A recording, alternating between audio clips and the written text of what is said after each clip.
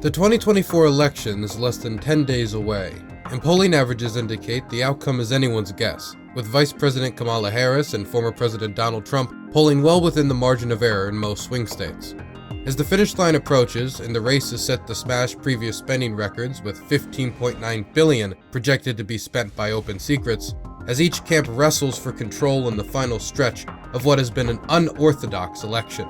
Each side acknowledges the high stakes, and nowhere outside of the United States can those stakes be felt more than in Ukraine. With roughly half of Ukraine's military aid coming from the United States, its continued support is vital for the nation's defense, leverage in any potential future negotiation, and the ability to decide their own future. Whoever sits in the White House come January will have immense influence over whether that support is sustained, increases, decreases, or goes away altogether. Yet with all of the political pontification around the war, and the further chatter from talking heads surrounding that pontification, there is very little representation of those who are most affected by the war and its outcome, Ukrainians.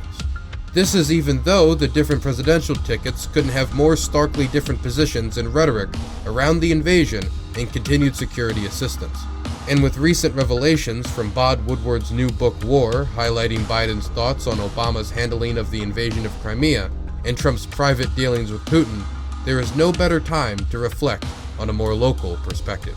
I am Rick the Ukrainian on YouTube, and I am from Donetsk Oblast, Makivka, and I lived in Russian occupation for 4.5 years. Hey, I'm Ukrainian Anna, I'm from Kharkiv, I'm a volunteer. I have Twitter, not X, that is Ukrainian Anna. My name is Dina from Crimea. I'm Crimean Tatar living in Kyiv, Ukraine. Make sure to follow my Twitter and YouTube channel. We'll be glad to see you there. Hello guys, I'm Nizar. I'm Ukrainian. I've been living in Ukraine for the last 15 years around. If you want to read my work, follow me on Offbeat Research. That's offbeatresearch.com, and The New Humanitarian.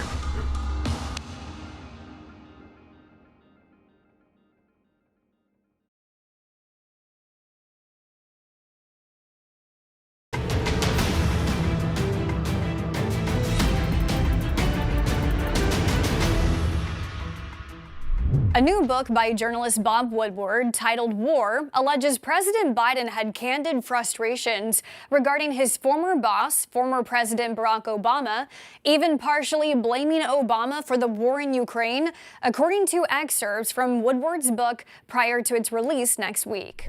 Excerpts obtained by CNN reveal Biden reportedly told a friend, quote, "They effed up in 2014. That's why we're here. We effed it up. Barack never took Russian President Vladimir Putin seriously." What do you think about this reflection from Joseph Biden? So the thing is, Obama did a lot to actually help Russians to do what they've done in 2014. So in my opinion, Biden is right in this. But did Biden do enough to do the right thing to prevent the same happening in 2022? He can blame Obama as much as he wants, but what did he do to prevent the same thing for Russia to invade? That's a question. I think it's obviously a rhetorical question, because we know that happened. Of course, Biden was warning us, his administration was warning us that we need to actually flee the country because it's going to be done in 2 weeks. So there was no faith in Ukraine. This is why I don't think Biden is in the position to blame Obama on giving Ukraine to Russia. I mean, I sort of agree with Rick, but also it's kind of surprising to hear from me because, understandably, Biden was part of, Obama's government and things like that. But it is true, though, he's not wrong, because the absolute lack of basically reaction to Crimea annexation, to invasion of Donbass, and Russia, sponsoring people in Donbass and also bringing military of their own there. All of that was met by Obama, for example, with not even a slap on the wrist. I wouldn't consider that even a slap on the wrist. And unfortunately, it is true that if you show people like Putin, for example, and countries in general who are war hungry, have imperialist, expansionist goals and aims, they see that if this is allowed, a little bit, more, and if more is allowed, and there is no reaction from the West other than condemnation, other than that, then they will just do more. And they have been getting away with things like that before, for example, in Moldova, in Georgia, and annexing different pieces of land, causing like unrecognized shitholes, pardon my language, all over the world, and getting away with it. So yeah, them getting away with it in Ukraine gave them the feeling, in a sense, that they can do it in a much bigger scale. So in that sense, I do agree that he did indeed fuck up. In 2014, it must have been done much more than it was, because personally, like a person from Crimea, I would expect much more to be done, much more help, much more support, maybe some military thing happening in Crimea, because people were expecting that. They didn't think it would be ignored by West and like democratic countries we are supposed to perceive as our partners and friends. So, yeah, was it fucked up? It was. The expectation was that it won't happen. It won't be happening for a long time. Like the people I knew, they said, Russian forces entered Crimea, and we expected our friends, our partners, to send some military help to Ukraine, to Crimea specifically, to push them away from peninsula. So people didn't think it would be 10 years long, because they expected someone to come and to help. And of course, Ukraine needed that help, because Ukraine itself struggled a lot in 2013, 2014. So when no one came, people were extremely disappointed, because Ukraine and Crimea specifically got a lot of attention internationally during like 2010. Like there were, for example, some grants for Crimean Tatar people to investigate identity and all the things. And many people from abroad came to Crimea, and they discovered this region for themselves in 2000s.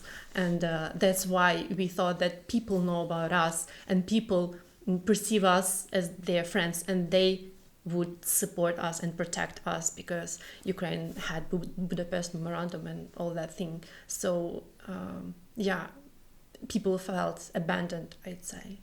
Just one thing I would like to add on the expectations thing, just a short. Actually, it's kind of interesting to hear that for me, because I know many people expected that, but I so didn't, because my family comes from Georgia, and they're Greeks, but they're from Georgia. And I was growing up with understanding that nobody will do anything if that sort of thing happens, specifically because literally nothing happened to Russia because of Georgia. There wasn't even sanctions like it was after 2014.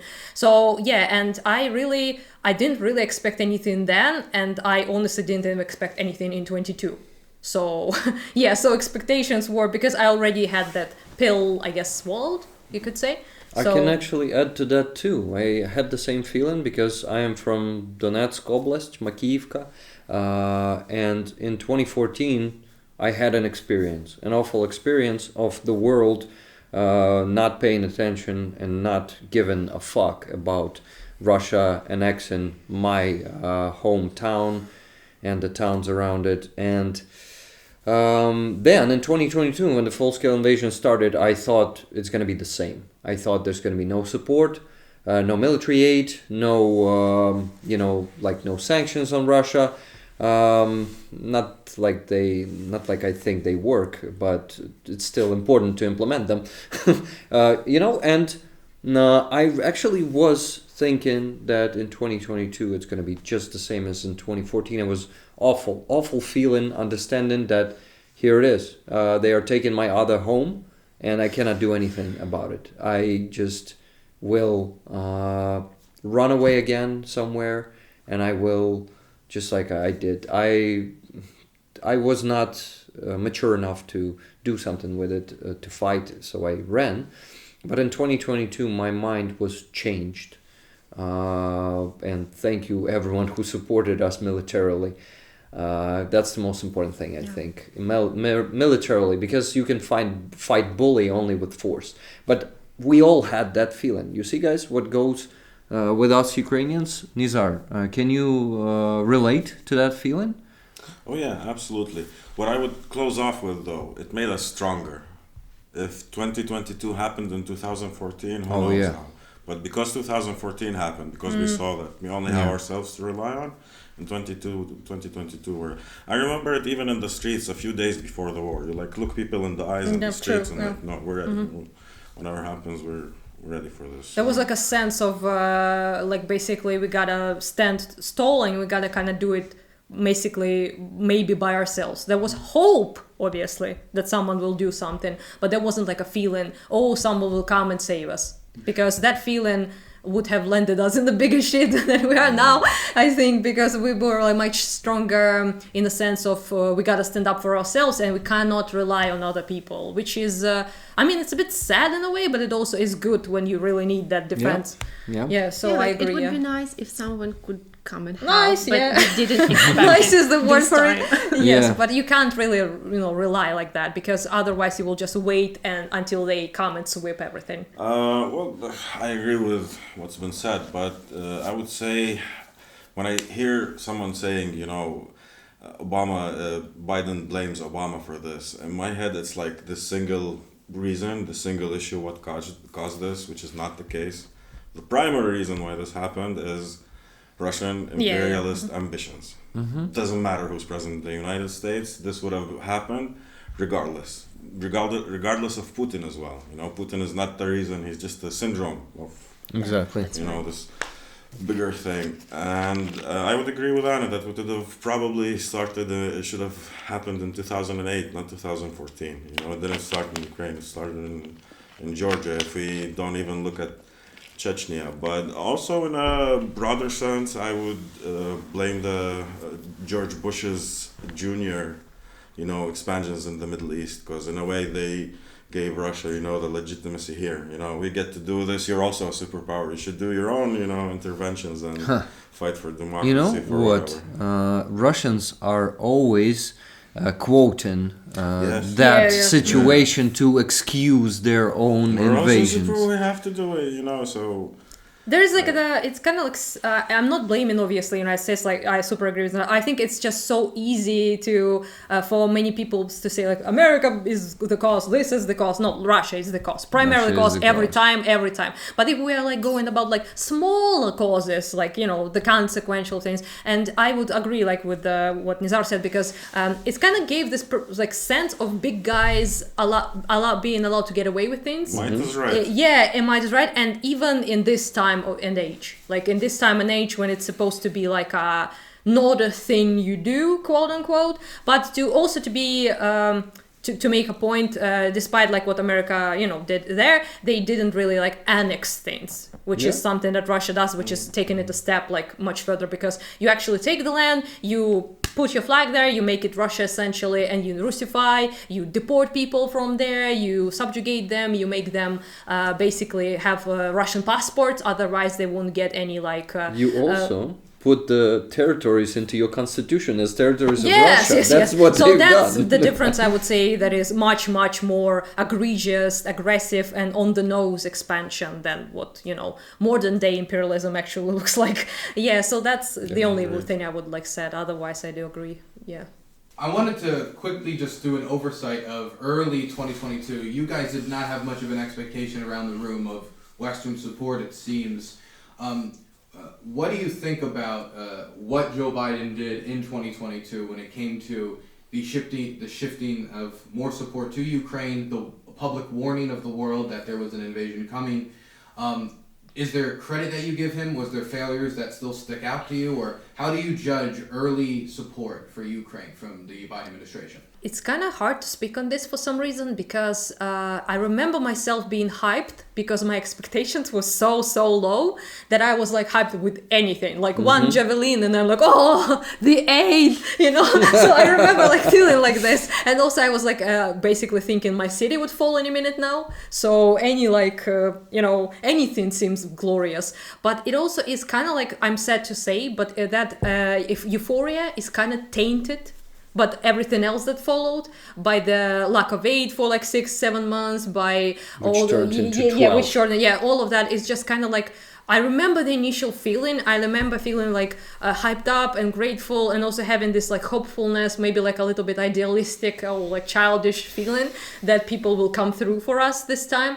But and I remember feeling it because of like people like cringe to say, but Boris Johnson and people like that appearing like in Ukraine and talking about Ukraine and Great Britain, doing those like epic speeches about Zelensky being Churchill and all of that. I mean, it's silly, but it hyped us up. There's many people like listen to that and they were like, oh my god, people are talking about this and people reacting and doing something, and that's all very valuable. And I think it kind of like pulled us together and hold us. Was it the first time you felt that the world was paying attention? Definitely, to yeah. struggle? Yes. So that Me too. that mattered to me, because I was so skeptical and so cynical and so down, like I said before, about this. I expect nothing, and when I got not nothing but something, I was very like, oh, something is going on. I felt like everyone got our back, and they really like kind of don't get they don't have our back as much as I would love them to. But at the beginning, definitely I would say that I felt some sort of like gratefulness and also hopefulness that the world will stand by us and we will prevail somehow. But now I feel like I said, it is, for me at least, I won't speak for myself here, it is a little bit tainted with inaction, with lack of, how they say, spoon feeding us aid and things like that, all of that, especially since I'm like on the front quite a lot, and I also talk with soldiers quite a bit, and hearing from them, like, we don't have this, we don't have that, we wait for this, we wait for that, like, are they gonna abandon us? That's something I'm actually being asked quite a lot, like, especially in that period when aid was not happening. The 10 month delay, we will discuss that. I would like to add like the contrary opinion, because when I woke up on February 24th at 5 a.m. because of explosions, I was extremely shocked because I didn't expect the full-scale invasion. And the first thing I did, I went to Twitter and I wrote, Kyiv, did you hear that? And people started replying like, Kharkiv, we heard that. Dnipro, yes, we did. And I realized it is full-scale invasion. And I thought, well, all the world didn't react on 2014, and they saw what happened, that Russia like still continues to come to our territory. So they understand the situation, they will help us. And I think in the February 24th, there was a hashtag like close the sky about Ukraine. And I thought, well, they will do it because it's the least they can do. No one expected like military troops to come to Ukraine, like I didn't expect. But I thought that of course they will close the sky. Of course they will, because it's the least thing you can do. The least thing you can do to give us all the weapons you have, because it's so obvious. It's not the situation between Ukraine and Russia, it's situation between evil and good, or evil, and good. So I agree with that. I wasn't disappointed right away. I was also hyped just like Anna in the first few months, and I thought that they're really gonna do what they had to. Give us all that we needed. Everything. But as we discovered in a year or 2.5, at this point we realized that unfortunately Biden's administration does not want Ukraine to win, because they are scared of what Russia will become when it disintegrates. Because the only way to win this war for us Ukrainians is to disintegrate Russia, in my opinion.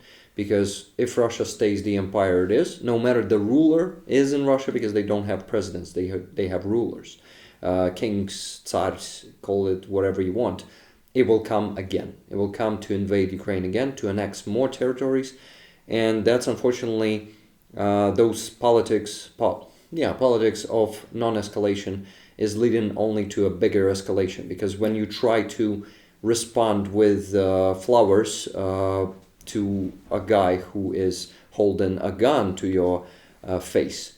It will just lead to you being bitten and robbed and raped in the end. So that shit doesn't work. That disappoints us Ukrainians a lot. We feel abandoned. We feel like we are being sacrificed for the empire. And actually, unfortunately, I must. Construction going on. Yeah. I must state that the weapons that were given to us, we are really grateful for them. It's not like I am being ungrateful. They helped us hold. Definitely. But guys, it's not enough. Against Russia, it's not enough to just hold and stand. We will crumble. We are right now in the decisive point of this war. And if we won't be, if that politics won't change, if the attitude and agenda won't change, we will fall in the next year or two. And that's it. We'll be You said done. something interesting I wanted to follow up on. You said that you don't believe that Joe Biden wants Ukraine to win. Yeah. How do you measure what is a want for them not to win, as in they desire you guys not winning the war, versus a genuine concern about the problem with escalation? Escalation in their eyes is us really defeating Russian army, which in their opinion will lead to internal war in Russia, like the Civil War. We've heard that a few times from US politics. And nuclear stuff. And nuclear Yeah. stuff. They think that nukes will be held in hands of some local goons, and they will be, for some reason, starting using it, which I don't believe in at all. And but I think I'm missing the point of your question. I mean, if I can maybe, Yeah. I think like there's like this conversation, right? That there are genuinely like some fears of escalation that will lead to absolutely chaotic, insane Russia falling apart, gangs fighting with each other and things like that. And that's like, it's not my priority, but it's an understandable sort of fear. But most people use the talk of escalation to hide the convenient inaction. That's the problem. Yeah, because, you're right. for example, like convenient inaction in that sense is like you ask, like, what is people like Rick said it, but about like standing with us just to make us stand but not win. In the sense that we sometimes, I don't really. I hear it from a lot of people in Ukraine that it seems like us winning is not a priority. So us winning, and by winning I mean taking back all of our territories back, and also repelling Russia and defeating their army to such an extent that it will cause them a significant blow. So that sort of thing is what we need, because we all understand that otherwise they will come again quite soon, like 5 years, 10 years, and they will be much better prepared this time. They will be like expecting, and also we in a worse position, because we will have to rebuild, we will have to like revive 50% of our electrical grid that is down, we will have to do like all sorts of things, and they don't need to do that because it's not on their territory the war is going,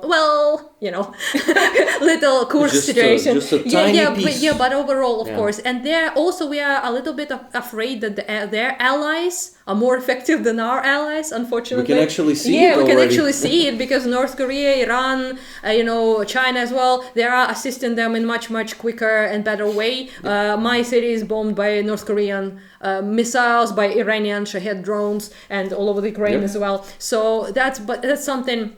And like I said, escalation, right? What is escalation, for example? Is escalation us fighting back? Is escalation us striking at Russian bases, for example? Every day they bomb my region with aviation bombs. So every day I read planes, jets are flying up and they're about to bomb me, my family, my friends, my city, okay? And every time it happens, I can't help but think, fuck, if only we could use those weapons the West gave us to actually attack those aviation, bases and stop them from doing this every day. And they know it. They know that we can't do it, that we have limitations, both like moral limitations of not attacking like their civilians and things like that, but also limitations imposed by our allies that handicap us. So in that sense, I think escalation is being used in disingenuous manner to handicap us, basically, because it's more convenient for people, for us to, as they say, boil the frog slowly, right? So they kind of want to boil Russia maybe slowly, but not, but we don't have time. People are dying and everything is fucking crumbling. Boiling them slowly means also boiling Ukraine together with them. That's the problem. That's and it will true. be much worse for us than for them. Yes, because also I think sometimes people forget when they're like, we're giving you so much and things like that. Not really, first of all. And second of all, we are fighting against the biggest country on planet. Yep. Yes, it is funny to troll them for being like inadequate or like, their army not being that great. But it is true. Less epic than they present it to the world. But it still is people they have is endless. And it's truly you endless. know what? They were... And that they did in the beginning of the full-scale invasion. Right now, their army, unfortunately, I must state, is more effective than our army in everything. In assaulting the positions, in glide bombs, they have more aviation. They have more rocket missiles. They can produce them. We cannot produce our own. Get them from other people. Exactly. Yeah. They also are more effective in unfortunately, in informational war. Do you mean they have more power in one area, or that the soldiers on an individual basis are better at? Depends on the. We must not look at them like on some incompetent force that they were in the beginning of the full-scale invasion. They are capable. They are capable to storm positions effectively. They are capable of, unfortunately, killing all of our soldiers in those positions. Also because they don't have any morale and they execute the prisoners of war. There are more and more cases, documented cases from the drones that they execute our soldiers. So let's get back to the initial topic of this question. I think we can conclude that the aid we can now see from the very beginning was targeted to let us withstand but not win the war. And the momentum, if we take the whole year of 2022 as the first initial aid, let's take the whole first year as the initial aid. It was already they lost the momentum there. We needed, when the Kharkiv operation happened, it was successful. If we had 5 times bigger flow of weapons, of ammunition, of HIMARSs, of F-16 being started, the training started back then, in the beginning of the 2022. Now, then we did not lose the momentum. And I will mention this later. I think it's also part of this is a sabotage in the U.S. politics. And basically the initial donors, Biden's administration. So you were just talking about the jets and, for example, sending F-16s early on. I wanted to talk about an early Biden decision that got some critique from the country. During 2022, in the opening weeks, the Poles offered sending a group of Migs jets over to Ukraine for them to use for defense. And the deal that they wanted to do was trade American F-16s for these MiG jets and send them to Ukraine. And while this was considered by the Biden administration, they ended up ultimately shooting it down, deciding not to go through with it. What do you guys think of that decision? And what do you think about the eventual decision to actually allow the shipment of F-16s to Ukraine and otherwise, in light of that later decision? They initially say no, and then they cave. And that's basically how it happened with every restriction, except this fucking restriction to hit the bases in Russia. But maybe, even one day when they will, for example, lift the restriction, right? It's late. So momentum is lost, damage is done. That's what I call a sabotage. It's just making everything too slow and in the wrong time. The time was 2 years ago, dudes. Now we can lift the restriction. Enough time passed. Momentum is crucial, and I am sad to say, maybe it sounds a little bit depressive to people, but we did lose it. So many times. Yes, many times over. Yeah. So in that sense, I feel like that decision and all decisions such as this about all the limitations seem to be like we like beg, and they like no, and then they kind of cave with time.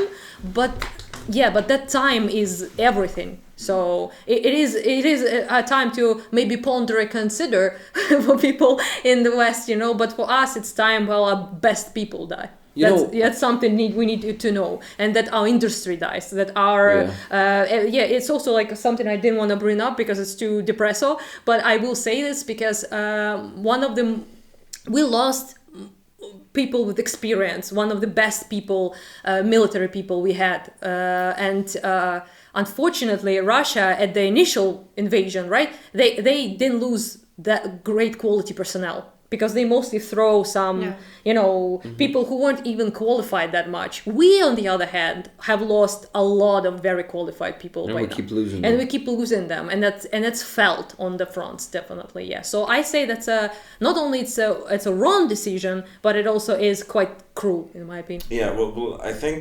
at the start there was a lot of actual popular pressure on the government to send us weapons, and at some point. I ask you this question a lot. How many people do you see on the front who are carrying American NATO weapons versus how many of them do you see carrying old Soviet, leftover guns? And you tell me most of the time it's, the Soviet stuff. So 100%, yeah. Still the quantity is not there, but the quality is there. And at some point, like it or not, or however, my personal feeling toward the United States is American weapons saved our ass, when the Gimlers was introduced, that really made a very huge difference. That made the difference between, the Russians ruining 100 villages and towns versus ruining 1,000 villages and towns. And it did make a difference. And it gave us hope that, maybe they will give us this little extra edge to, push them off, to cut them off. But no, they just left it in this balance because, fellas were talking about escalation. I think for the United States and the West, escalation is Russia bombing an airbase, for example. Yep. In Poland, one of the air bases that transports aid to Ukraine, for them that's escalation. They can't have that. Yeah, but bombing Ukrainian hospitals for fucking cancer children, that's not... that's the thing that pisses me off the most, I suppose, because they are allowed literally everything. So there are no moral boundaries for them at all. The escalation for us is us bombing their jets that bomb our cities every day. But for them, bombing our cities every day is not an escalation. Yeah. And it is, it is frustrating, definitely. Yeah. And it's very cynical. Yeah, and from Biden's administration, from Jake Sullivan, it's very cynical to call the escalation only Ukrainian actions and all the Russian actions to commit atrocities, to fucking blow up a huge dam and making a huge area of Ukraine flooded.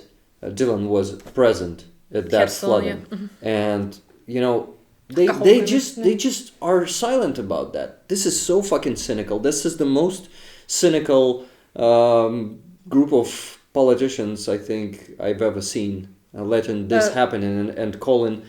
Just closing a blind eye on that escalation from Russian side and calling our strikes on their fucking oil refineries and escalation and actually pressuring us to stop doing that. We gotta defend ourselves. Let us fucking strike back, And and the only thing Nizar said as well about if they hit Poland or something, then that's escalation. And it also is understandable because Poland is in the European Union, it is in NATO. And you think about that, but then as a Ukrainian, you're so their lives matter, ours don't. Yep. And it's true, we understand that.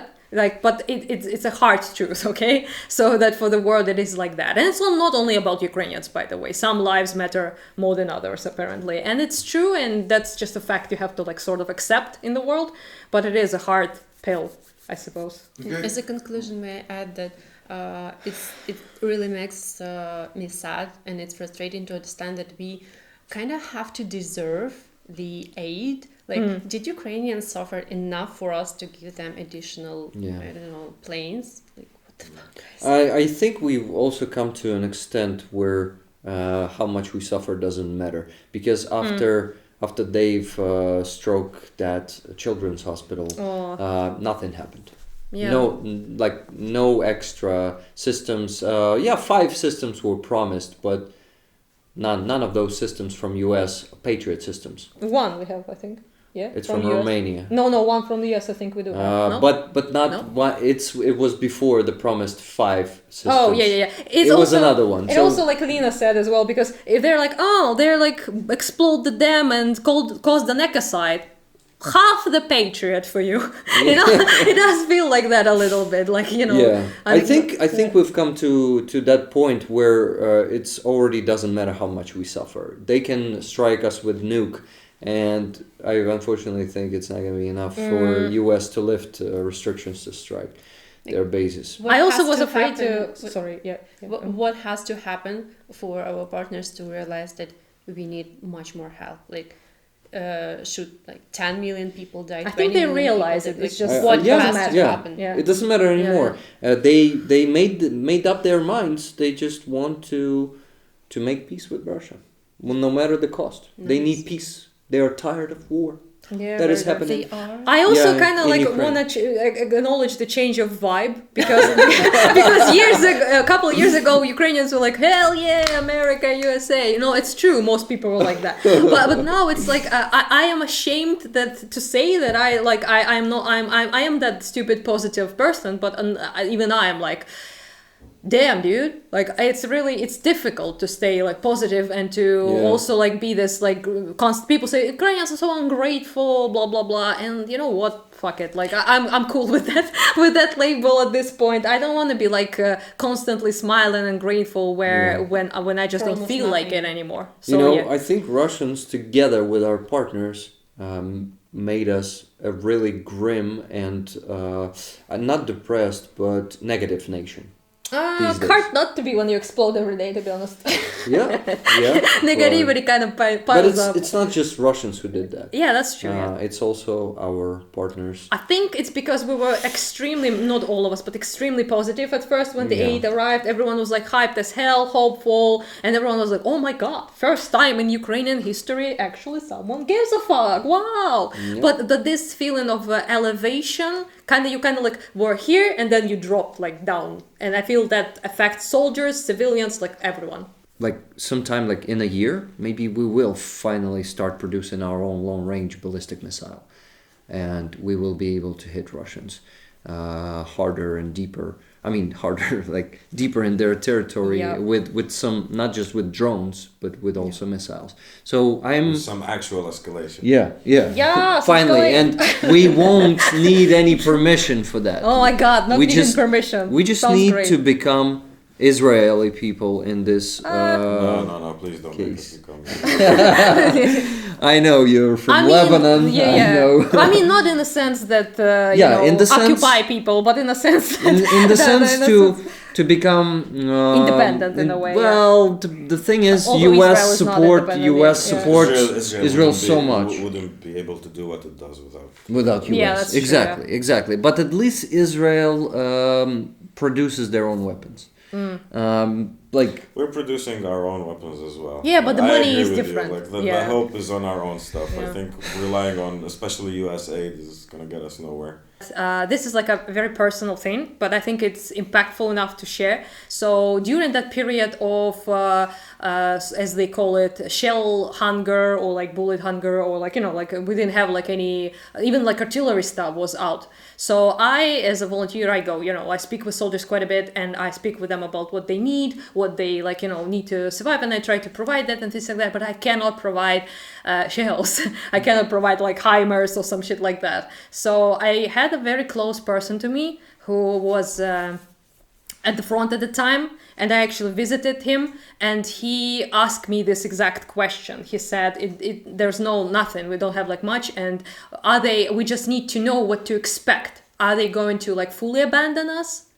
And I remember like he said like, Americans well, so speak for the Americans. And then I'm like, well, I don't know, like I think it's just a delay, I think it's just temporary. And I believed that. I told what I believed, but he was like, nodding and everything, but he I think he knew like I'm on hopium and I'm like kind of like not lying, but like lying to myself, I guess, and to him, because I didn't actually know. I was just as anxious. I didn't know if it will, are they like thinking of abandoning us or not. And a week later he died.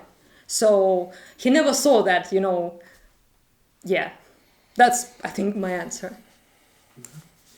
Maybe it was a good wake-up call in a way, because I remember talking with Dylan about this, like the whole political circus behind delaying the aid. What did it give you, the United States, or like the Republicans? Nothing. It was for nothing. You sacrificed so many lives. You gave Ukraine such a hard blow for nothing. It was just for a political show, and I think it's a good thing for Ukrainians to understand that the United States will abandon you for nothing. Yeah, I mean, not wearing like the pink glasses, I think is kind of good. It's kind of sad that it has to be at this sort of price.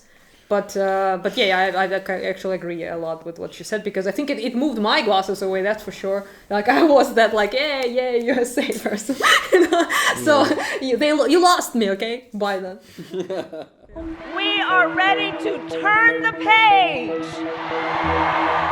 We are not going back. I accept your nomination.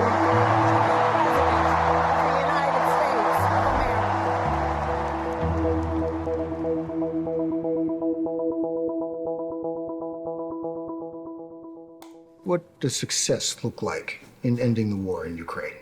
There will be no success in ending that war without Ukraine and the UN Charter participating in what that success looks like. Would you meet with President Vladimir Putin to negotiate a solution to the war in Ukraine? Not bilaterally without Ukraine, no. Ukraine must have a say in the future of Ukraine. As president, would you support the effort to expand NATO to include Ukraine? Those are all issues that we will deal with if and when it arrives at that point. Right now, we are supporting Ukraine's ability to defend itself against Russia's unprovoked aggression. Donald Trump, if he were president, Putin would be sitting in Kyiv right now. No, he wouldn't. He talks about, oh, he can end it on day one. You know what that is? It's about surrender. Okay, there's a clip. Do you have any immediate reactions? Well, it's not the worst thing I've seen, okay? Compared to other politicians, especially like Republicans right now, unfortunately, in the United States. I like that she pointed out that she can't be the one, because people often talk about it like America needs to, you know, make an agreement with Russia, as if Ukraine like doesn't exist and doesn't participate in anything, just two big guys, you know, duking it out. Ukraine gotta have a say in the future for Ukraine. What about Ukraine decides only itself what is the future? You are not watching a lot of mangas, are you? It's not that bad, honestly. But I do kind of like cringe a little bit when she said like he would be sitting in Kyiv if it wasn't for, you know, I understand what kind of she's going for, as in like we need to like it's best to say this than Ukraine is doing all right and we don't need to help them. It's best to like probably like a little bit of a fear mongering to say that, oh, you know what, like it is actually like a huge threat and Ukraine is in a big danger, because that's true, we are.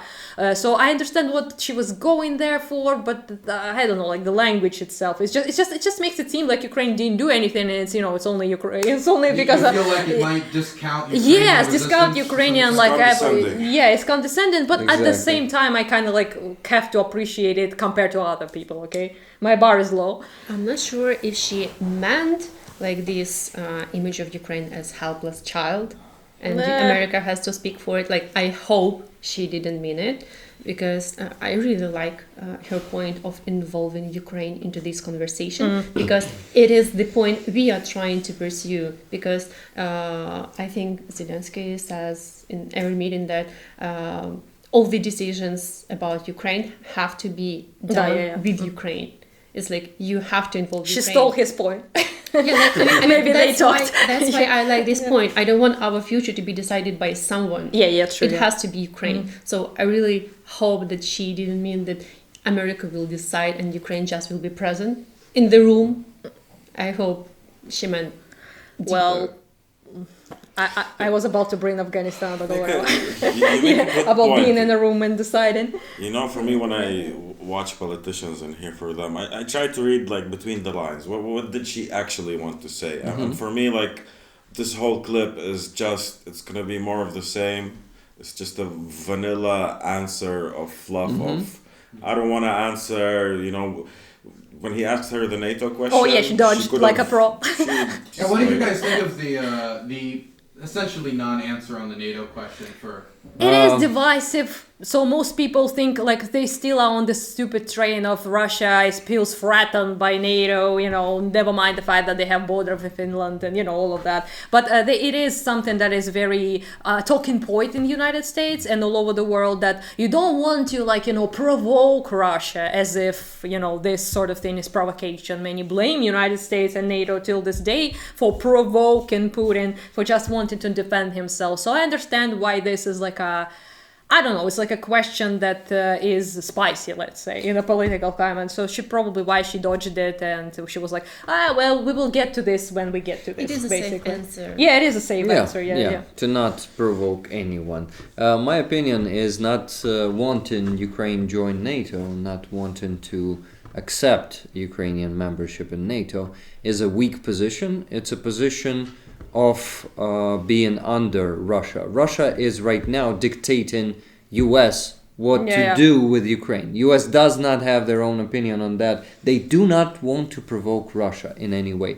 And that means that Putin has the upper hand and actually telling, well, maybe not directly, but actually dictating them what the fuck to do.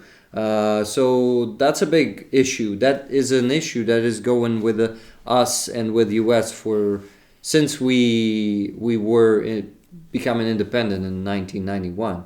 So for 33 years now, they don't want us to be a part of NATO. Oh, for 33, yeah, not for 43. Problem is us existing as a provocation. Us as an independent country, exactly, separate from Russia, is a provocation. Ukrainian nation is a provocation. Ukrainian identity is a provocation. All of that is a provocation. And that is playing by Putin's rules. Right now, American politicians are playing by Putin's rules. This means that tyrants fucking rule the world at the moment, and US has lost their position of really making any decisions in this world. Also, NATO is important to us as a talking point as well, because we can't believe in anything literally. So we don't have any guarantees, and we have to think about the future. So we're now sacrificing so much for this, right? But we have to think about the future. Like in 10 years, in 15 years, Budapest memorandum meant literally nothing, obviously, right? Yeah, so we have to have some sort of guarantees that you know, that this will not happen again, and nobody wants to give those guarantees. President Zelensky, I am clear. Putin started this war, and he could end it tomorrow if he simply withdrew his troops from Ukraine's sovereign territory. Of course, he has demonstrated no intention of doing that. Instead, he continues to assault civilian infrastructure and terrorize the people of Ukraine. In Switzerland in June, along with 90 other nations at the Ukraine Peace Conference, I told you that the United States shares your vision for the end of this war, an end based on the will of the people of Ukraine and the UN Charter, and that we must work with the international community to secure a just and lasting peace. And I told world leaders there, nothing about the end of this war can be decided without Ukraine. However, in candor, I share with you, Mr. President, there are some in my country who would instead force Ukraine to give up large parts of its sovereign territory, who would demand that Ukraine accept neutrality and would require Ukraine to forego security relationships with other nations. These proposals are the same of those of Putin. And let us be clear, they are not proposals for peace. Instead, they are proposals for surrender. Yes, dude. Okay, so that is the section that I thought was interesting. I wanted to get your guys' reaction to from Harris. What do you guys think of that type of language? That's actually quite benign. I mean, I must say, like it's she brought up quite like a point blank said that what is being thrown at us as you want peace. Like nobody really like wants peace. Let's be for real by any cost. People want justice and people want lasting peace. And victory. And victory, yeah. Points, So that's something I really appreciate she brought up. But she also is brought up the fact that what is proposed to us and what people like sort of push us towards, many politicians do, like peace, peace, peace. Like Trump says that a lot, by the way. He's like, we want peace, that thing. Yeah, you know, people are dying, that thing. So basically all of that. Like she says, like no, fuck that. Like it's surrender is what you want. You want Ukrainians to just surrender, roll over, and we could all forget about it and move on like nothing happened. And I appreciate like her bringing that up. And you know, again, her new code phrase, I suppose, is like nothing without Ukraine, as is what she brings up. Yeah. So, but that to me was what stand out the most. Actually, I rarely hear American politicians talk about those things. And him terrorizing. Both, by the way, and Putin not wanting peace. That was also pretty good because people like, peace, peace, and like, is Russia? Where's this Russia that wants peace? I don't see it when it bombs hospitals, maybe. So she's like, they proceed to terrorize the Ukrainian people, and you know that's not a signal of peace whatsoever. It wants it only when they spread their propaganda. Yeah, and she said like if they want peace, then you know remove your fucking military from Ukraine. As a person whose family lives on occupied territories, I'm really glad that she brought up the point that we need like victory, and Russia can end this war in one day by withdrawing its troops from Ukraine. Yeah, like totally agree. Thank you for saying that. I hope that this policy will be implemented in the nearest future, because we really need to go to borders of 1991, and our victory and peace can be only if we return all the territories, every square kilometer of Ukraine. Nizar? Okay, so you want my cynical reading of this? Because I also have a cynical one, so let's compare it. The boy's gonna ruin everything. When she was talking about the other politicians and like the other vision of what's happening, she was talking about Trump, right, Dylan? She's and Vance. I mean, pointing fingers, I suppose. So for me, like reading between the lines, what I'm reading for this, what she's saying is, look, at least we're not as bad as him, so we're gonna keep doing the bare minimum that we're doing right now. Everything else she said is nice on an emotional level, but like she's not establishing anything new that the West more or less hasn't said, and this is just for me reading more like bland vanilla. What I'm worried about the Harris administration is just gonna be the same of Biden, but even less and even more tepid and even more of the same. Yeah, and okay, to finish it up, she's a politician who's running the presidential campaign right now. What she says is beautiful, but will she really do what she says? Yeah, that's just words, so actually. It's just words. Words are good, rhetoric is good, but actions that what we fucking need today and not in half a year. You don't think that the American president could be convinced that is within America's strategic interest for Ukraine to win? I mean, I think kind of like you can make arguments, obviously, but I'm not like, I don't think they're stupid, okay? They're like politicians. They are not stupid. Yeah, so it's not like they don't know, really. They don't have the intention. There's agenda, I suppose. Yeah, but there is agenda. I mean, I am like sort of like kind of hopeful that maybe the words will actually, apply as actions. Yeah, so limitation of removing of all the restrictions of attacking within Russia military, bases and weapon storages for one, aviation needs to be fucking down, right? So all of that is important, like not spoon-feeding aid, but actually making sort of like a consistent flow that you can rely on, and you can base your tactical and military operations around that consistent flow of weapons. That is quite important, and yeah, so all of that is important, but I just don't think they don't know it.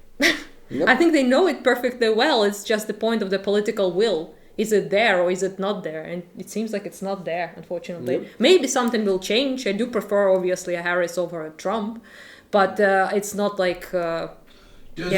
Does the this is a rumor, but it's probably almost certainly true.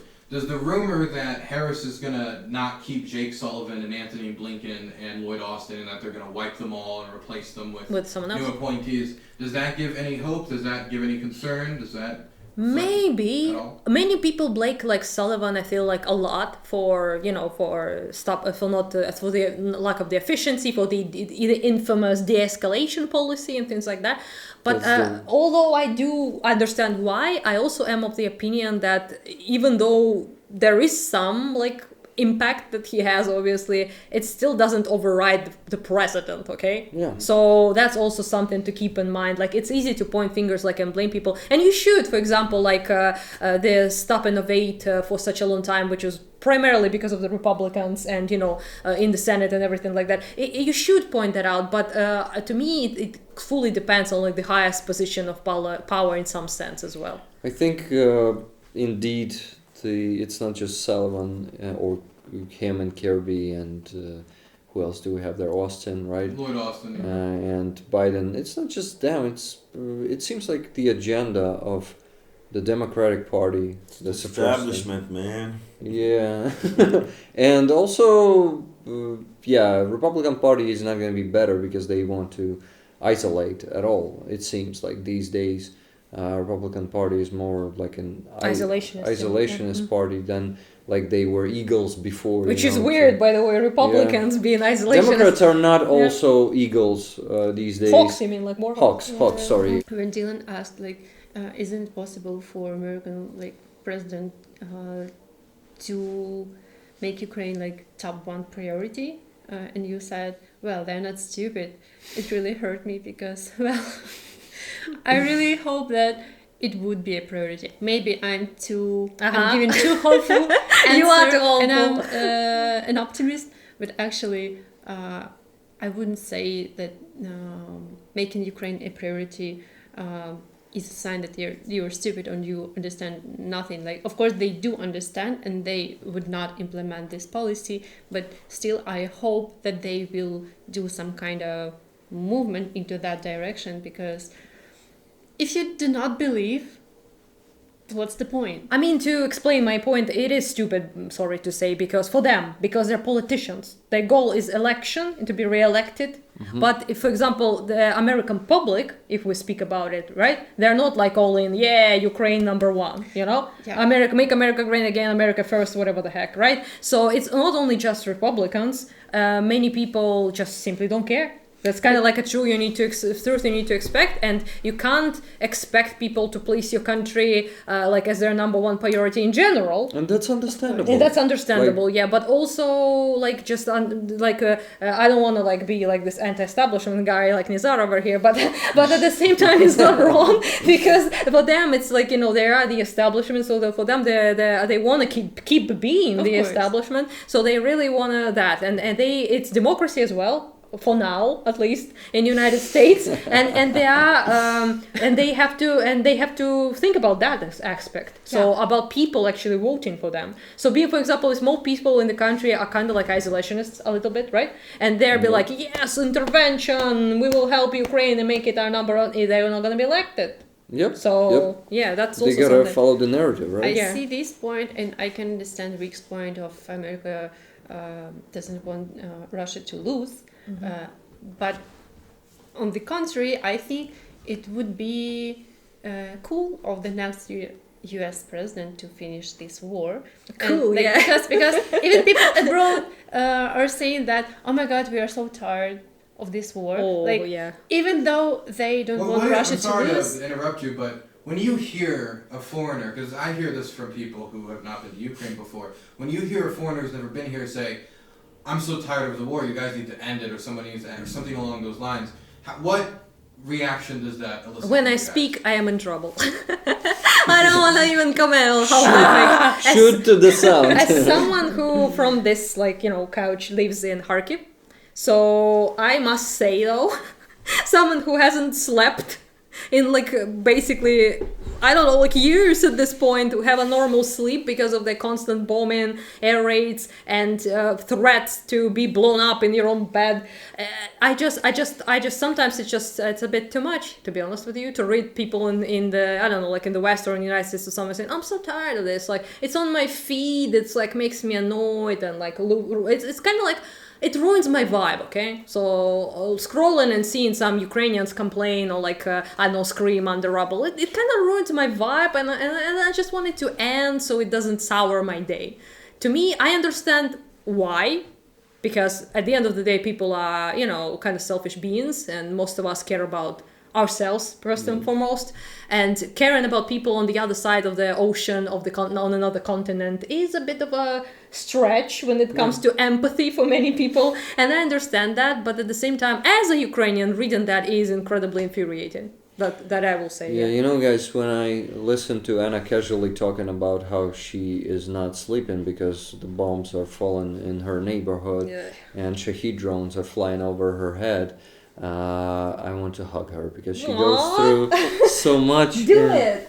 Thank you. And you know, she is going through so much every day, and Anna, you're fucking badass. Thank you, I appreciate that. I wish it wasn't that way though, you know. Badassery is great. It's I like people too. saying Ukrainians are so resilient, and you're like, I don't want to be. Yeah. I don't want to be resilient. Thank you very much. It would be so good to live this Dilu life with no problems. But like, considering my genetics, I should have silver hair like in few years, but I do already have it, it because of Russians and because of this war.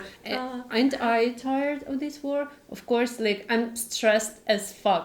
And unfortunately, I visited more funerals in these 2 years than in like whole my life before 2022. Well, I'm sorry that you are tired, but we are kind of trying to survive, and I haven't seen my family for more than 3 years. Well, good for you that you are tired. It's the last thing that can happen to you. Let's see how tired you will be when Russia captures Ukraine and comes to your country. That's gonna be more tiring, I wager. Oh yeah. No, I'd like to give a little bit different opinion on this. I mean, I agree with the sentiment, of course. You know, yeah, you're tired. What do you think about us? What do you think about the guys in the trenches for how many years now? But it also worries me because, like it or not, foreign aid and foreign sentiment towards us is very important. And like, for example, if you look at the Syrian revolution, one of the reasons why it died is because people just forgot about it. Yeah. People stopped caring, got tiring, they got too tired and they forgot about it. So for me, you know, it's something I don't like hearing, but I still think, you know, what you, Dylan, are doing, what, you know, sometimes I do behind the scenes, and it's still important. And, you know, there's this example I bring up sometimes. I often have to, I work with like images for like YouTube thumbnails and stuff, and I often have to, for YouTube's about Ukraine, I often have to use the pictures of the mass graves of my actual relatives, you know, our relatives that died here in Motyzhin, and like using that image and having to use it over and over again for work. Like, I don't know, tiring is not even the word, you know. We've been in a state of non-stop war. You don't get to turn it off. You can forget about it for a bit, but even when you're, you know, playing with your kid cousin and it's sunny and it's beautiful and the sky is beautiful, there's still war in your mind. It doesn't go anywhere. It's non-stop. So you live with it. You're tired, I guess you're tired, but like, over here on the ground is something else completely. And we better damn well win this election, because if we don't, our country is going to be doomed. If we lose this election, this country is finished. I really believe it. This country is finished. We're going to defeat Kamala Harris, and we are going to make America great again, right?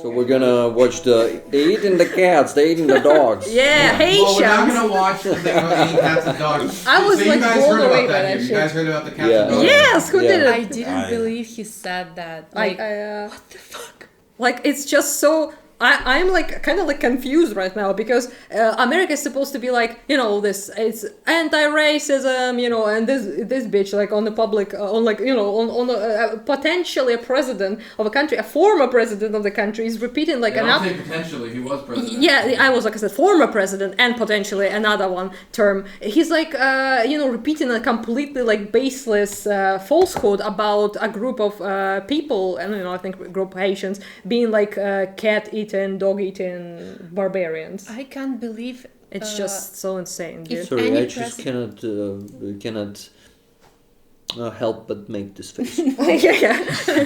Yeah. I can't believe that any president Haitians were making that face probably when they heard what he said.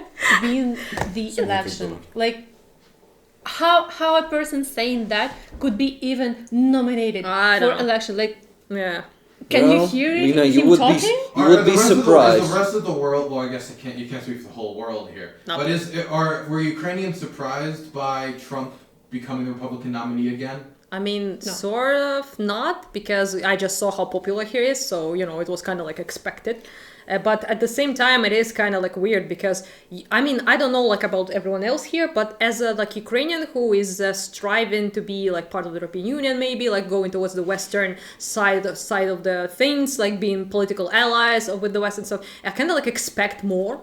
I actually of the West than this. I don't have illusions about half of the U.S. society, unfortunately, who will gladly eat those narratives, be fed not with cats it. and dogs though. But maybe even the cats and dogs. Did you have any perceptions of Trump before the large-scale invasion? For example, Trump's phone call with Zelensky or his relationship with Zelensky, any opinions before the large-scale invasion? I mean, it's very deeply strange for him to like call a president of another country and be like, dude, give me blackmail on my political opponent or otherwise I will cut the aid to your country. You know, I know he was there was impeachment going on because of that, but at the same time it is quite staggering. Like, it's so blatant. It's like basically blackmail. Like, I don't know, like it's pretty unhinged. He obviously has no morale, and unfortunately a lot of people are okay with that. A lot of people in the States think that this is the way.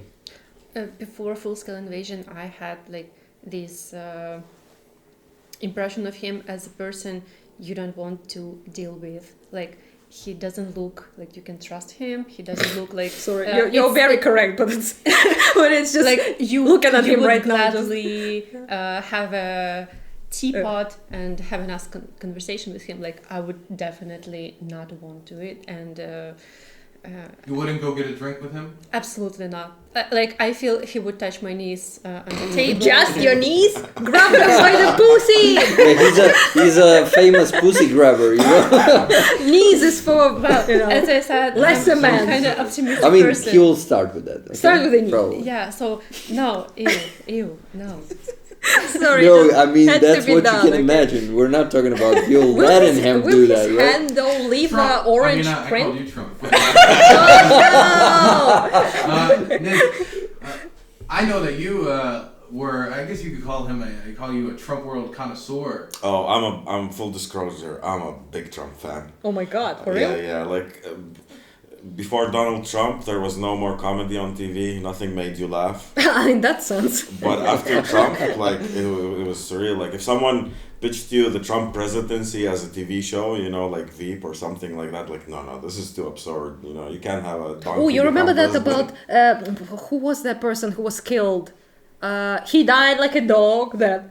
Abu Bakr al-Baghdadi. Yes, that. I was just... I actually giggled when I heard that because he's like, unironically, like a president of the United States. It's like, he died like a dog. Have like, you seen the it's like a skin. A brutal killer, one who has caused so much hardship and death, has violently been eliminated.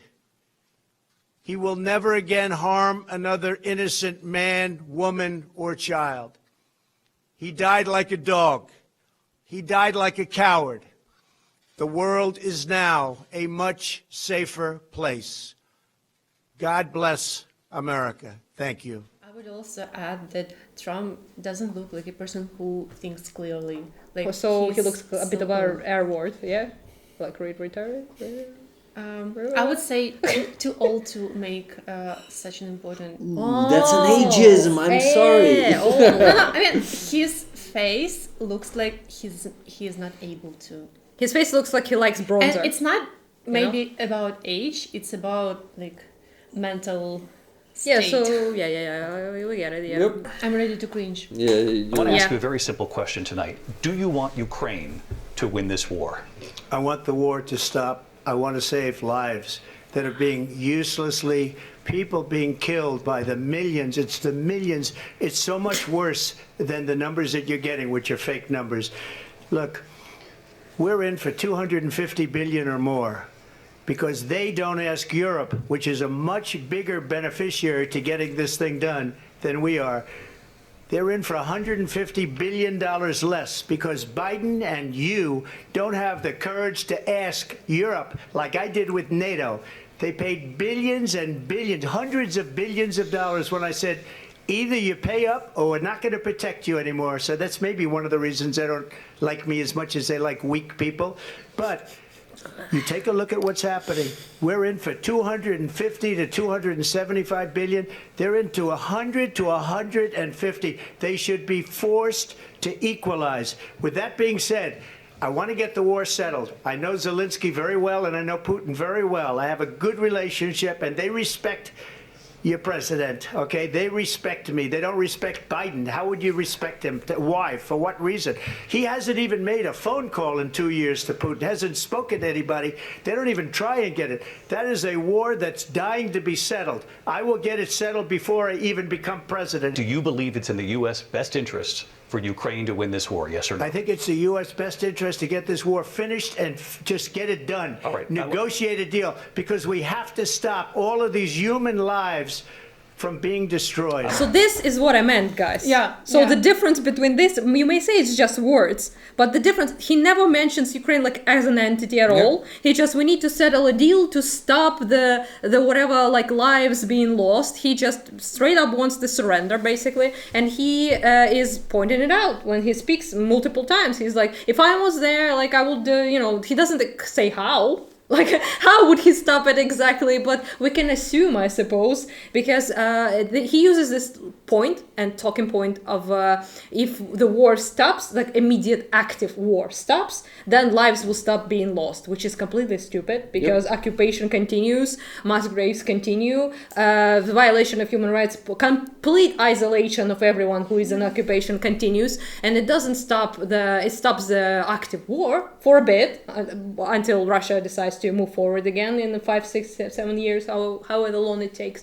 But yeah, this is the language of a person who wants to just sell us on a silver platter to Putin. And also it is quite interesting that it's like so blatantly like he also like, I have great relationship with Putin all the time. I'm like, dude, it's not like a good thing. It's not a good thing to brag about. They're not even trying. They're not calling Putin in 2 years. Not a single call to Putin. You know? Putin this, Putin that. They made it clear that he doesn't want Ukraine to win. Yeah. And it's enough for me doesn't to care. dislike If Ukraine wins, he cares only about They war to stop. They cynically use that quite a lot, by the way. Not just Trump. Many people use it like that. We just want lives to stop being like stop the loss of life. Nobody cares about the fucking loss of life. Think he cares of course not. It's just a talking point. He does not care about that. Trump, in my opinion, is just a typical populist. He will say anything his voters want to hear.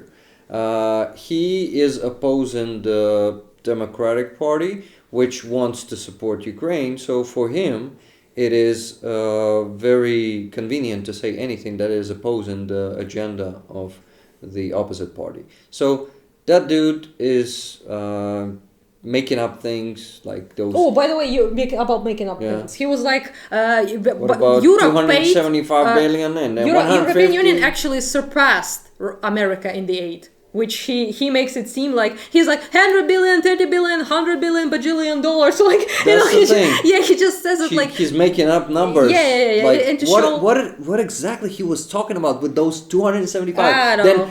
150, 275, 1 square. We need to square it. We're like, what the fuck are you talking about? Why would you talk about money if it's about lives? Money is lives for him. Yeah. But also for us, by the way, as well. Yeah, money right.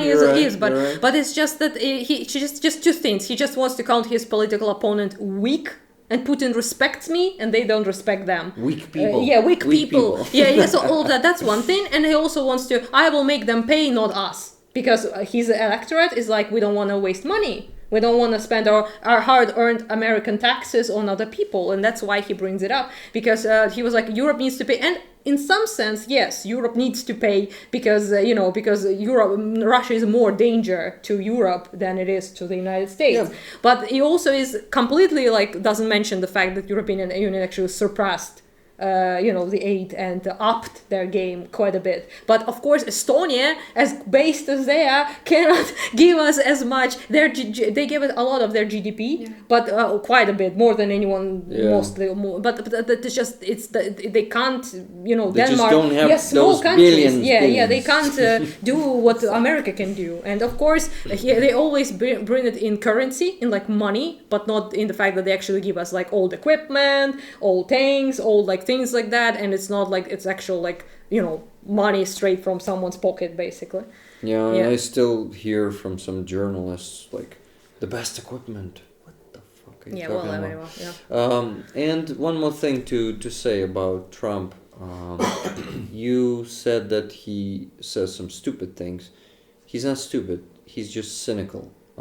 He will say whatever he wants. Stupid things sell. He's stupid. Stupid. But you think he's stupid? He's actually low IQ. Oh yeah, you know what? Yeah, I actually had that understanding a few months ago, but for just the way reason, he speaks, you can I forgot. Yeah. I think he also has that character of a narcissist, where he thinks that he is the smartest person in the room or in the world, and he really believes in that he can solve those issues. I think he really believes that he can stop this war in 24 hours. Because he is that self-centered and that self-convinced that he's the smartest person in the world, so he really believes those things. This is what I don't get watching him. When I try to read between the lines of what he means when he says this. So for me, it's between that he actually believes this, that he thinks that he'll just... Yo, stop it. Yeah, you stop it too. Let's go hold hands or something. And he actually believes that he's stop it. It depends on what he means. Or that he's so compromised that he wants to do everything Russia wants in terms of Ukraine, but he just can't openly say it. And this is as close as he'll get to the edge without going fully and saying it. No, we'll have Russia take over what it wants, and Ukraine won't get NATO. We'll give Russia what it wants. You've told me before, and is that you believe that he might actually be compromised. This is something we've debated before. Yes. Actually, the way the Russians operate, that type of compromise. I don't believe it's the case. I just think it's highly plausible. Or it could be just that Putin told him he's strong and amazing. Yeah, there is also the he seems like a kind of guy who would just be bought by not only money, but flattery and by people. He often talks about dictators as someone he has respect from.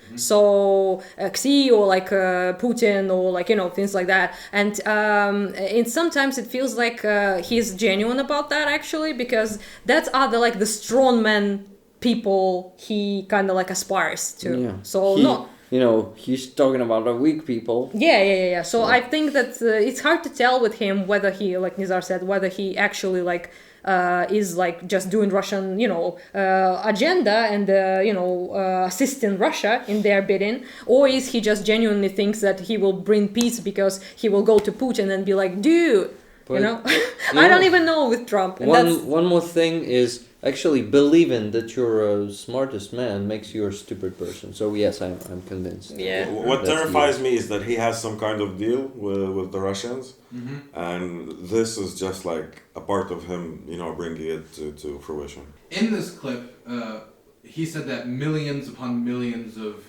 people have died. People. He did not specify Ukrainians. He did not specify. He talks about people. Yeah.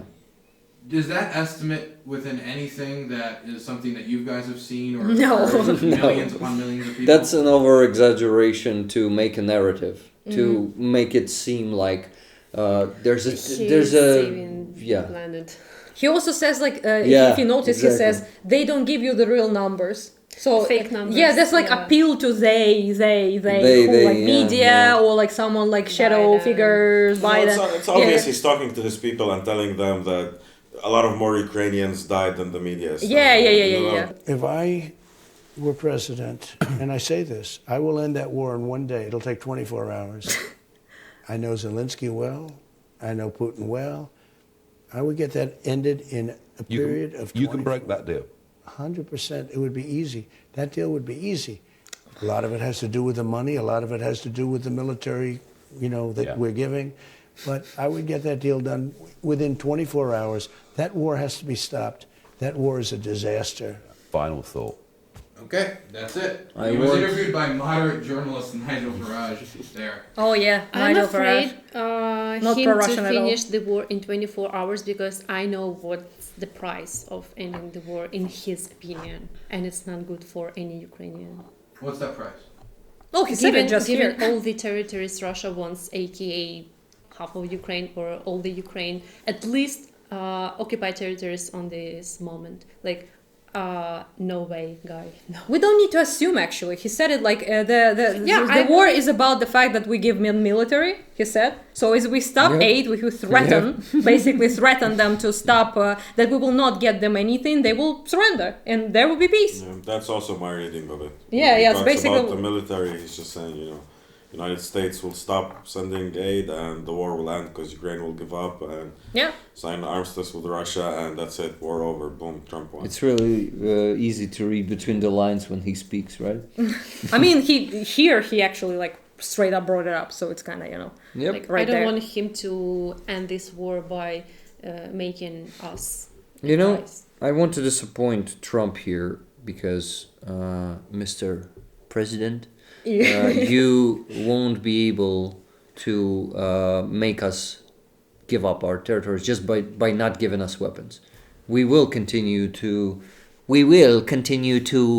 resist, Yeah, it's true. And it's not easy. It's not a bigly resistance. It's just that it's kind of silly to assume that Ukrainians will just roll over, because it would be like 100 times more difficult and 100 times more casualties and more death and more occupation and more invasion and more of that shit, more mass graves. But it won't be there is for example, nobody like sponsors Syrian resistance, and here it is. So yeah, it's you couldn't say that they're having a great time or they're like exceptionally effective, but it doesn't mean that there won't be like a resistance, there won't be like partisan warfare, there won't be all of that just because it just won't be a problem for United States anymore, I suppose. Then millions and millions more people will die Indeed. if you won't give us more military aid, President Trump. But the thing is, he doesn't give a fuck. You the don't vast give a majority of Ukrainians have resigned to fighting this till the end. We don't have an option anymore. Yep. Yeah. So we have a very good relationship, and I also have a very good relationship, as you know, with President Putin. And I think if we win, I think we're going to get it resolved very quickly. I really think we're going to get it resolved. I hope we have more good relations. We're going to have, I see.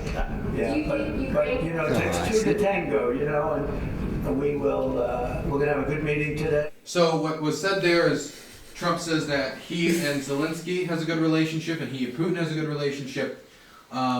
He's talking about the relationships, and Zelensky responds, well, I hope we have a better relationship, in reference to his relationship with Putin, which then Trump responds, it takes two to tango. So he said it takes two to tango.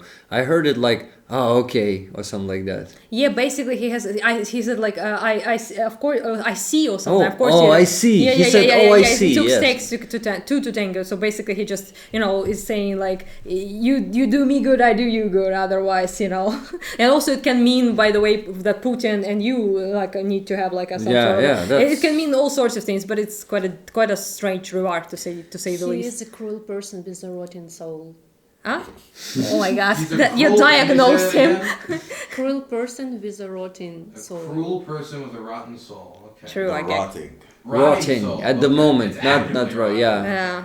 I mean, Well said. yeah, that was a bit weird to be honest with you when I saw it. And Zelensky made like sort of like an effort, I guess, to, you know, to say. The vibe here is they both don't want to do this, and they just have to do It is the vibe, yeah. They're like, oh my God, this I again. need to get a photo with him, and the other guy's like, I Yeah. need to get a photo with Well, him. to be Like, honest, they kind of like the Trump people campaign said, like the Republicans in general said that Zelensky was doing bad because he was meeting up with the supposedly Democrat politician and the factory that produces shells, and they're like, he doesn't want to like see us. It's like he like hops up. He works like basically to amplify Democrats, and Zelensky then went up and met with Trump, and that was that very horrible, a very epic meeting. I'd say. Yeah. Worth it, totally They worth have it. this distance between them.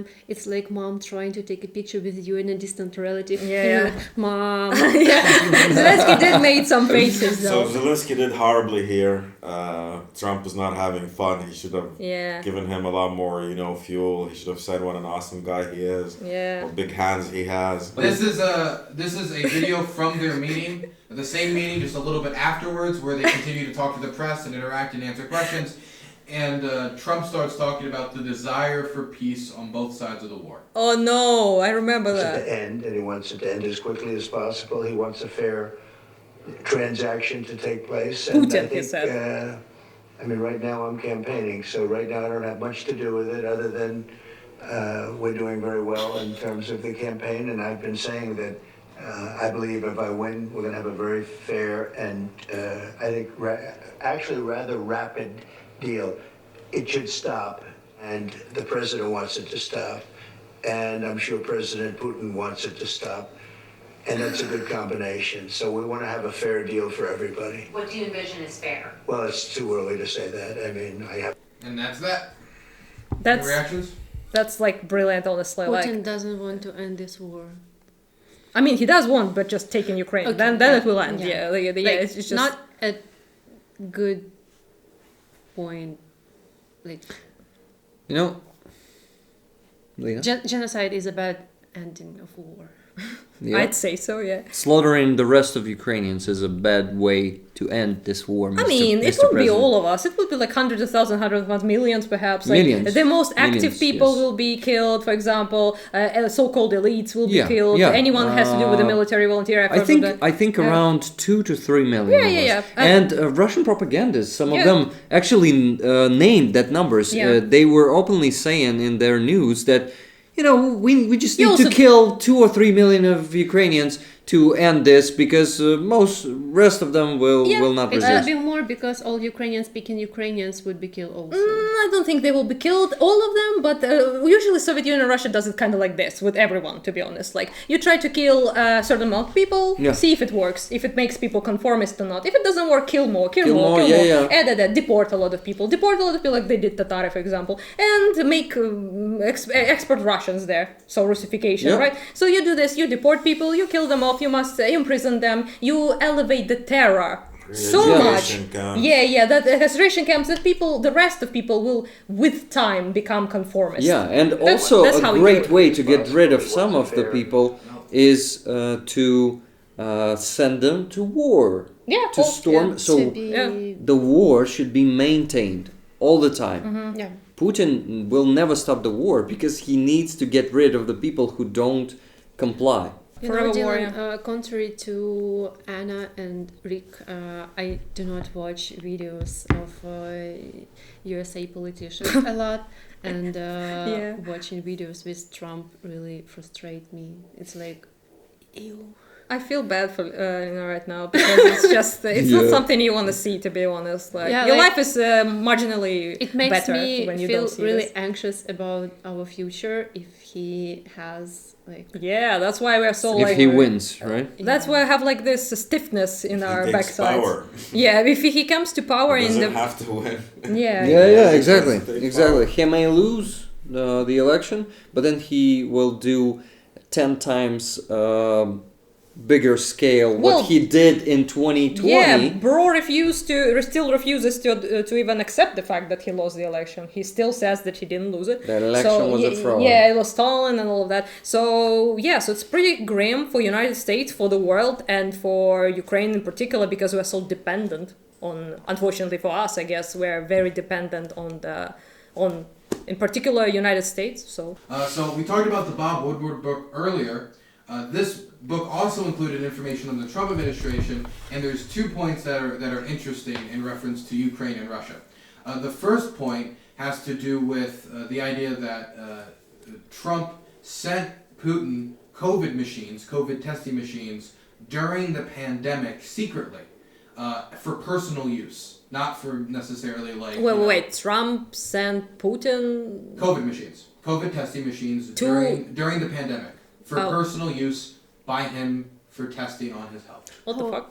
Was it in 2019? This was during the height of the pandemic while he was still in office. So caring. I never heard this. Yep. It's like a. This just came out with the book. But let me read you the interaction back and forth between Putin and Trump over this that supposedly occurred. This is Putin talking to Trump. "Please don't tell anybody you sent these to me," Putin said to Trump. "I don't care," Trump replied. "Fine." "No, Putin said.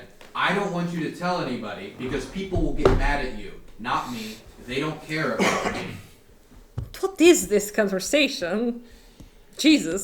There seems to be a concern, or most people have interpreted this to be a concern, that Putin would think if it came out that that will put Trump in a bad light, as it should. But yeah, so they're having like a buddy talk essentially, like It's a very weird thing. I still don't understand what this whole thing was about. Like, I doubt it was for the COVID test. Some weird power. Yeah, very strange. There's something very strange going on. I don't understand this, to be honest. He's like basically like, "Oh, my guy, I want to send you this like thing," and here's like, "Oh yeah, but do it secretly, bro, because if someone finds out, then it will be known that we have secret buddy talks and sending each other cute gifts, and we don't want that because I'm Putin, for fuck's sake." And so it's caring about himself, Putin, in the first place. I mean, I don't know. It's kind of weird. Do we have any other points that weird? So here's the kicker, though. In this book, he also alleges that since Trump left office, so he was no longer president of the United States, that he's had, since 2021, 7 phone calls with Vladimir Putin, which we still do not know the details of what was talked about in those phone calls. I bet he did. 7 that little? I thought it would be. It's quite a lot, considering without being a president. But each call might lasted for a few hours. Yeah, but we don't know how long those calls were. Since they have such a good relationship, Trump claims. Yeah. I'm still surprised it's only 7. I see, yeah. But the context is quite important. We don't know what the hell they were talking about. When was it, once again? Since 2021, so within the last 3 years. So during the full-scale invasion as well, yeah? Presumably. But we don't know exactly which phone call, what happened when, but I would presumably, but we don't know for sure. So not in the capacity as the president talking with another president. Yeah, that's pretty weird, yeah. So we have no idea what... This is why it terrifies me that he might be compromised, because like... Yeah, because we don't know what the hell he was talking about. And how deep, how much can they apply pressure on him? Because, throwing away sanctions is, sanctions aren't reaching their objective yet, but they are effective. Russia has to pay a lot of middlemen. They have to, open new channels. They're paying a lot more for what they would usually get much easier. And removing sanctions. And also the sanctions kind of like made it more important for Europe as well, because Europe finally started to get off the gas hook that was Russian, which, oil and gas and everything and resources. It impacted European politics quite a bit because of the dependence of countries like Germany, countries like Italy on the, a lot of Russian export. So that's quite important actually in terms of like how much influence Russia has, how much pressure it can apply it's pretty difficult to kind of like imagine what the conversation was like, but at the same time I kind of have a feeling it wasn't good for us. For them it was pretty good, it's just it's pretty strange. And how can we don't have any access to what was talked about, and we don't know how exactly compromised because of that Trump is, what kind of agreements they had, for example. We don't know. Okay. Do you think it has any interest when he talks about 24 hours ending the war? Do you think that could be related at all to these conversations? Yeah, sure. Maybe, yeah. Yeah. I would assume that in the first place. It could be. Like, if he claims that, he definitely leans on something, yeah. And I think he leans on the conversations he had with his dear friend. Yeah. She cannot name a single thing that she would have done differently than Joe Biden. They don't want to talk about how this illegal immigration crisis is a theft of the American dream from American citizens. I officially accept your nomination to be Vice President of the United States of America.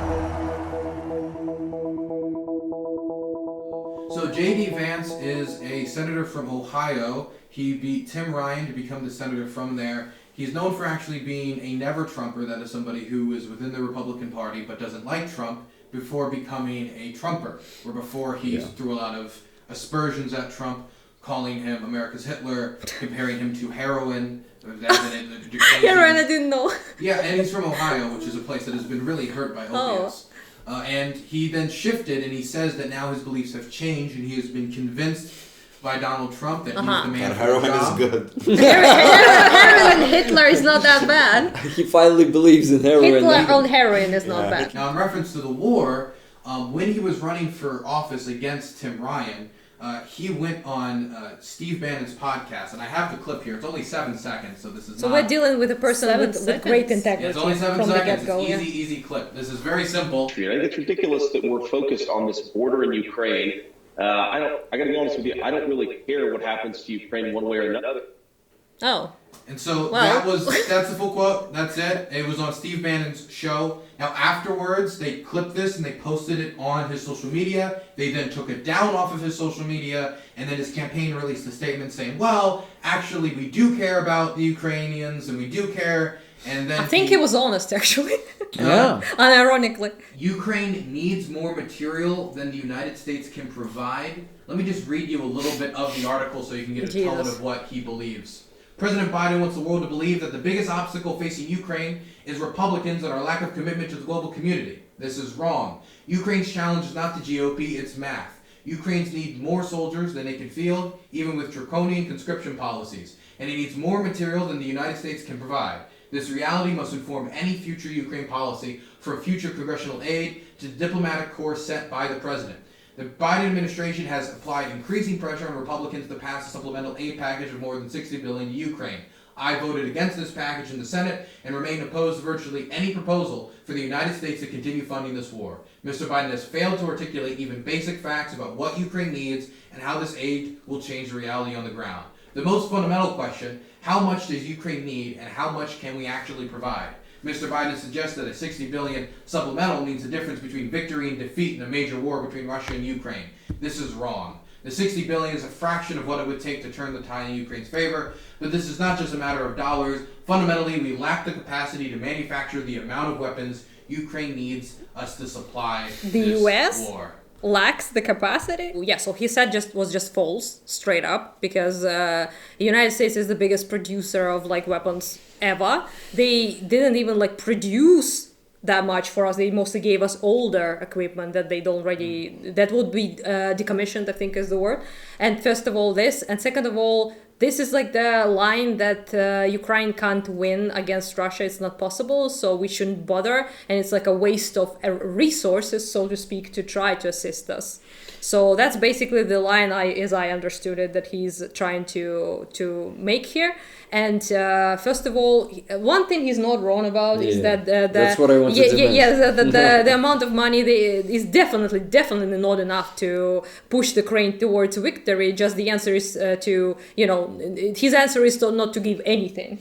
So that's not the answer we need, obviously, but he was right on that. Biden does not know how much it takes for Ukraine to win. They never calculated it because they never had that in their plans. So let's feed Ukraine with billions of dollars of aid and just not give them as much as they need, because they actually don't have this in their mind. Victory? What victory? He also said I unfortunately have to point out that he said that the Biden administration didn't clearly point out what is the victory. So what is the goals? What is the plan? And that's something that I think is a failure of Biden administration. But person like Vance obviously wants to use it because, like he told us, he doesn't care about Ukraine, so he wants to use it as to say like, why are we wasting money, because you know, it doesn't make any difference and we don't have a goal in mind, so why should we do it? My reaction is like this meme with a guy who smiles like the dentist, Harold, his name is. No? A boy in a red short. A boy in a red short? Damn, I'm old on memes, I think. No one can explain to me how this ends without some territorial concessions relative to the 1991 boundaries. A day earlier, so this is a day before he gave this quote, he said on a CNN State of the Union that it was in America's best interest to accept Ukraine is going to have to cede some territory to the Russians. He doesn't really classify which territory this would be. He kind of leaves that up for interpretation. I don't know that he particularly cares if it's which city or what territory it is. But what do you guys have to say about that? Fuck you. Pizdец.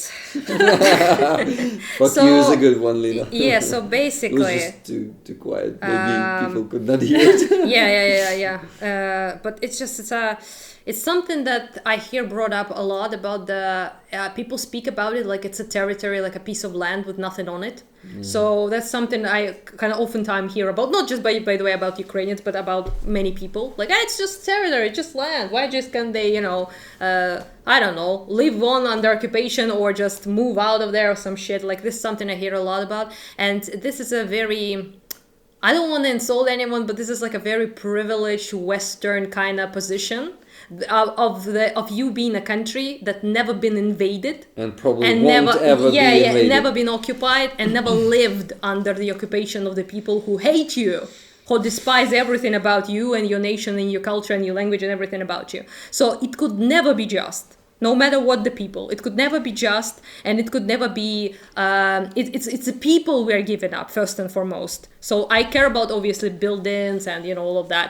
Yeah, but the people who live there, it's them we are going to be giving up. And I want to ask Vance, for example, should we be given away? Like for example, Kharkiv region, right? They really wanted it. They occupied most of it and then liberated it with our counteroffensives, right? Well, so he said that already. He doesn't. Yeah, care yes, much he doesn't care. Ukraine. But so. He doesn't care like but also people I think are disingenuous when they speak about this, because they really speak about it as if there's nothing going on, as if there isn't mass graves discovered in every basically city and village, and torture and torture rooms, mass rape of like women, children, men, everyone, right? So we are talking about it like imprisonment, terror of the population, as if nothing of that happens and it's just gonna be like chill and all good. They're just the war stops. Yeah, the war stops. It's all good. No, it's not. And this is a talk that only makes sense to people who don't know what occupation is and never felt what it is, and even their parents or their grandparents never experienced what it is. So that's pretty, I kind of envy that, okay? But it's not, it's pretty difficult to listen to as someone who was nearly fucking occupied. They tried really hard to take Kharkiv, so yeah. Making these agreements, like suggesting Ukraine to give some occupied territory, is playing on hand to people who actually have no right to come to this territory and to have no relation to it. It's like, why would you suggest giving up any square kilometer of Ukraine if it's Ukraine, not Russia? Why wouldn't we suggest giving the territory of Estonia, of China to Russia? Like, it doesn't really help as well, because we kind of did it in a way. I mean, Donbass and Crimea kind of was, accepted. Everyone was like, hey, you're not getting that back. So like many people, even in Ukraine before 22, thought that it will never get back. Yep. To be for real, right? Yep. So it's just appeasement is what it is. So you are like, not to bring Hitler and everything, but what you do is like you appease by giving, hey, Hitler can take Czechoslovakia, right? I mean, something happened. The light went off. The light went out. It did go out. Oh. But the cameras are mobile anyway. We continue, right? Yes, but I think we tripped the circuit breaker with That's because I brought up Hitler, 100% because of that. We can't say it's not possible because we haven't tried it. We haven't literally tried. Don't have like F-16 yet. We don't have like a proper amount of like long-range missiles to attack. Like we don't have. We never have tried. Actually, in a sense, because how can you say something not possible or it isn't if we didn't try it? It's also not like impossible for a larger country to lose to a smaller country. Americans should know that. But anyhow, point is that it's not impossible. It have been happened. Russia lost to first Chechen war, for example, and they really want to repeat this scenario. By the way, they want us to basically to stop on their terms, like they did with Chechnya. And while Chechnya had no ability to rebuild, to get its strength back, they then attacked again after the peace agreement they made with them, and then Chechnya fell because of that. Pressure was obviously too much to fight, and they really want that for us. Obviously, we don't want that for us. Obviously, so it's just pretty difficult to say if it's possible or not if we haven't tried it. And also for us, like, it doesn't really change much even thinking about it. Is it possible? We at least need to do our best and try to take as much as we can back, and we also need to be on a stronger negotiation terms if the negotiations will happen at some point, because we need to be in the position of a stronger one, not in the position of someone who is forced to give away everything because there's no other option. And it is quite sad that many people in the United States and political world want to put us in that position, in a position of someone who will just stand there and nod and agree to any terms because we don't have any other option. I don't think we'll ever do that. I don't think so, but they clearly want us to. Yeah, they want us to. Just quickly comment on that. The thing is, we right now gotta fight on two fronts, on the external one and on the internal one. Right now in the army we have, unfortunately, more and more Soviet mindset generals being placed on some important positions, like on the brigade commanders' positions. And that may also kill us from within. And I think if we start talking about this internationally, the hope for changes inside our army might become bigger. I think right now we basically have no hope, because we talk about it a lot for the last half a year at least in the Ukrainian media space, and it's not working. No changes, not even any talks about the changes in our parliament, in our presidential office, and in the top ranks of the military. They act like it's fucking okay. But the situation on the front line is catastrophic. Soon it will be catastrophic. It's really, really critical right now. A lot of soldiers are ready to leave positions because they are not motivated, because they are being treated like Russians. Russians treat their personnel like cattle. Some Ukrainian generals and more of them start treating Ukrainian servicemen like that. And that's a big issue, and we need to talk about it because it doesn't work inside the country. We need to attract more attention from all over the world, the attention of our partners, the attention of our friends from all over the world. Only by making things public, you can actually defeat them, break the challenge, the problem. I think that's the only way. So please don't cut that part out. It's very important to talk about that. It is kind of like upset when you hear people talk about possibility, what's possible and what's not. It is kind of like the war is very much about, of course, resources, but it is also about the will. And there was so much will from the Ukrainian people to find a war, and not enough resources to back that will. And now, unfortunately, we are at the stage that resources are not growing.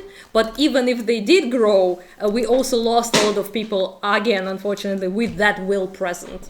So it's about what Rick brought up multiple times about momentum. And I'm not saying it's like all doomer and we're lost, but there needs to be something about that done. And talking about what's possible and not impossible is pointless unless you actually tried in the full scale to support, because the will was up there, the aid was here at best. So I think that's a pretty big travesty, because nothing I think is more moral and more useful and makes sense in a political even way to sponsor people who want to actually fight. And it is a shame, in my opinion, that opportunity was wasted. And we had us basically to bleed and to sacrifice our lives as a nation with your assistance, aid, and money. And instead, it's just. I hope it's not wasted fully. I do hope so, but it is like pretty grim, in my opinion. It is pretty difficult. And the tone shift from the military people is there. I can hear it from them. It's there. The way they talked about the war and the way they talked about them, how things are a year ago is completely different in tone about how they talk about it now. And everyone who speaks with the military people knows that. Yeah. So, that's it pretty much. Well, when the war started, me and my family, we made a decision that we're gonna sit this through no matter what. And honestly speaking, at the time, I was under the impression that we are going to live under occupation here in this village. We were surrounded by three sides. The Russians were 50 meters from here, their closest position. And I think we won the war in 2022. In terms that Russia failed to destroy Ukraine as a nation. It did the exact opposite. It gave the rebirth of a Ukrainian identity that is much stronger, I think, than any national identity right now on earth. The meaning of freedom for a Ukrainian is something completely, very few people understand what that truly means. The war is going very badly now, but I don't think the worst case scenario that I imagine in 2022 is ever going to happen again. We're going to keep fighting no matter US aid or no US aid, European aid or no European aid. This might become something like, the way the Syrians now have their conflict. It's a generational thing that's going to take generations for them to fix. But what I would like to say is that no one believed Kyiv would stand. No one believed Kyiv Oblast would be deoccupied. No one believed Kharkiv Oblast would be deoccupied. No one believed that the areas in the south would be deoccupied. And, you're talking to a lot of Ukrainians, you're talking to a lot of Ukrainians who come from occupied territories. As us as Ukrainians, especially those who lived, next to Russian occupation, who saw with our own eyes, who had our relatives die under torture, who know what this is, we at least owe it this much to try for the Ukrainians who are still stuck behind occupied territories and for the Ukrainians who want to return to their homes and to their occupied territories. But then it's also like sitting down and understanding, like, Russia wants this war to end. Ukraine wants this war to end. Europe, which, by the way, has underfunded this war while American taxpayers have been very generous to the Ukrainians, the Europeans want this war to end because it's jacking up their energy prices. So I think what this looks like is Trump sits down, he says to the Russians, the Ukrainians, the Europeans, you guys need to figure out what does a peaceful settlement look like? And what it probably looks like is something like the current line of demarcation between Russia and Ukraine. That becomes like a demilitarized zone. It's heavily fortified so the Russians don't invade again. Ukraine remains its independent sovereignty. Russia gets the guarantee of neutrality from Ukraine. It doesn't join NATO. It doesn't join some of these sort of allied institutions. And I think that's ultimately what this looks like. And by the way, the Germans and other countries have to fund some Ukrainian reconstruction. That is what the deal, I think, is ultimately going to look something like. But I think what's going to happen is President Trump's going to go in there as the president-elect. They're scared of him in Russia. They're worried about him in Europe because they know that he actually means what he says. And I think he's going to be able to come to a deal very quickly because this is what's insane about this, dude, is...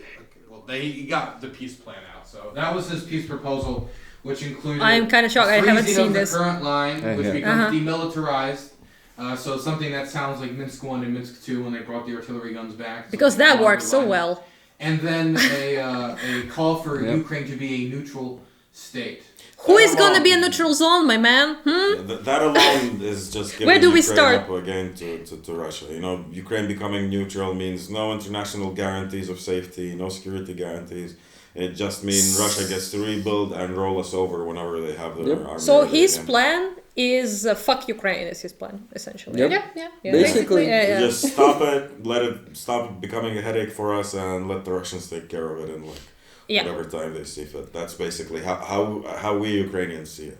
Almost every war J.D. Vance said there in that speech is Russian propaganda. It's Russian plan to freeze the conflict, which they have shown to the world how it works in 2014. In Chechnya, what I brought Yeah. up, you don't have you don't meet all your goals in the first war. You feel like you're doing shitty, so you freeze it up, make a peace agreement of some sort, and then you pile up your because they have such a big machine, war machine, industrial machine that can produce so many. Imagine how many fucking Cubs, glide bombs, and things like that they can produce in a couple of years of their economy being fully in the war machine zone. And then with all of that, you bust us again, and we are still at the weakened position, and nobody guarantees us anything, because neutrality means exactly that. And also I love how he said guarantees of safety to Russia. Who was attacking Russia? How safety of Russia was under attack from who? NATO? So that's Russian propaganda what we brought up. This is Russian propaganda. Every narrative, every statement applies to that, and fortifying the demilitarized zone is basically fortifying Russia for Ukraine to not regain our territories back, in my opinion. This is, once again, propaganda, Russian propaganda narratives. He can say whatever he wants. It doesn't work like that. Russia always breaks any agreements. Absolutely. So whatever J.D. Vance just said applies only to for Russian plan, like to Ukraine. So Ukraine will maybe following, just like Ukraine was following the Minsk agreements, Ukraine may be following any plan, but Russia will not follow any agreements or plans. I mean, will use that sort of agreement, like I brought it up already in Chechnya. They used it to basically buy some time, stall, and then proceed with another invasion and pissing and shitting all over that peace agreement, and then taking Chechnya essentially. Shoving their ass. So that's basically what Russians want. It seems to be 100% in alignment with what Vance wants. The bad thing about this guy, he is saying word by word Trump's plan, but he may be more appealing for people who would vote in the future. It's like he doesn't look such a madman as Trump does. Oh that's it. It is kind of dangerous, I think. Yeah. He plays the politician part very well. The way he speaks, I noticed, because Trump, is Trump, which I guess appeals to many people, as we see. But this guy, it's just basically they said kind of the exact same thing. Just Trump said it in its own, Trump way. With a softer edge. Yeah. But one says it in more of a diplomatic, so to speak, way. Yeah. So but essentially it's the same point. We just give up Ukraine on the silver platter. We only are concerned with what Russians want. We are pretty much not concerned with what Ukraine wants. And also, I like how they deceptively always use this language, as in, everyone wants peace. Fuck that, nobody wants it. The peace that you suggest is not Russian peace. propaganda. Yes, surrender. Putin always says we want peace, we want to negotiate, and that's blatant lie. And also, stop attacking Ukraine. Yeah, and also they sell it as if there is this strive, I guess, in both Ukraine, Russia, and he also added European people because of the gas prices or something like that. That to just end this, however it is, just and I specifically hate when they make it seem like Ukrainians are cool with that. Anyway. It makes me sick how confident he is. He's has no doubts in what he's saying. I mean, he needs to present it that way. I'm really certified that this is the thought of a person responsible for so many resources. Might be responsible, hopefully not. But already has some influence, right? Fucked. Yeah, true, but not that much. I think Americans are going to be the ones, the first ones to be fucked if Trump and Vance come to power. That's true. And then the rest of the world. I think Ukrainians will feel it first, but then Americans will feel it even a bit later. But even bigger. I can't believe he wakes up, looks in the mirror, and thinks that he is a good person. No way. Oh, Lena, we shouldn't have subjected you to all of this shit. Dylan, what the fuck? Sorry. How would you feel about him being that close to the American presidency? If he became vice president, would you have any confidence that he would pursue a plan that would lead to long-term stability? No. You know, he's a populist also, just like Trump. We were totally convinced in that after he switched like totally opposite to start supporting Trump from saying that he's a heroine. So this dude is just pushing the narrative that he needs now. It may change. I don't think he's gonna be good for Ukraine, but we can expect anything from him. Thinking of yeah, I finished. Thinking of him having any kind of power makes me anxious. Well, I would tell you a lot worse man than him had power in US before. Yes, but that sort of thing just might be enough to screw the whole world. Unfortunately, considering the influence, especially the United States, it's not a Hungary, you know. But yes, it's just that was a shade to Hungary. Today, but whatever, you know. Pray for him not becoming vice president. I mean, guys, Trump was the president of US for 4 years. He was, but not in such a absolute disaster over time. The situation of in the world, In the and world, also, the like I said, other forces, Iran, China, you know, Taiwan should be a thing, for example, like that. And it's something that is. I really like how many people like that. We don't want to be in World War III because of fucking Ukraine, right? I mean, this sort of thing is what makes World War III much more likely. I'm just thinking of. If Trump, he is right now following the Trump's agenda. Yeah, but they're in If Trump dies and this dude becomes a president, there's not going to be Trump agenda anymore. Mm-hmm. There might be another agenda that he might like to follow. Do you think it'd be different than what he said when he was running for Senate? That he didn't I don't think so, it because he does could appeal to Trump's electorate, and he will continue to appeal to it. So, he will, but the thing is, then there's not just him. True, it's the whole GOP, and GOP has different opinions on Ukrainian. I don't know. Like they do support, some of them support Ukraine, but quite a lot of it is MAGA influenced now. So I'd say Trump is the Republican Party, unfortunately, right now. I mean, Trump's people plan sounds like just appeasing Russia and giving Russia whatever it wants to the point. Harris sounds just like more of the same and tepid support just to keep us from collapsing, but not to push us to win the war.